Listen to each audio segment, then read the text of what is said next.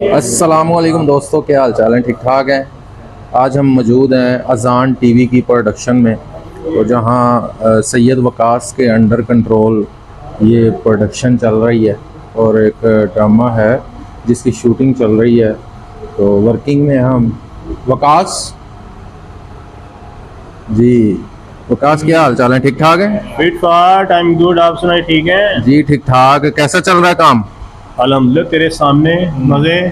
तो वर्किंग में है तो कैसी चल रही है शूटिंग? कोई टेंशन किसी किस्म की? नहीं यार, अभी तो हम एक स्क्रिप्ट करके आए, एक स्टोरी की है, अभी सेकंड स्टोरी में शूट हो रही है। तुम भी साथ ही थे, बड़ा जबरदस्त था अल्हम्दुलिल्लाह। वो ने बड़ी जल्दी एक स्टोरी कंप्लीट भी कर ली। शेख साहब भी आ गए। इसमें शेख साहब का मेन कैरेक्टर है जो वो कर रहे हैं। जी शेख साहब इधर आए जरा। शेख साहब, आपके अंडर डायरेक्शन ये काम हो रहा है, तो कैसा चल रहा है काम?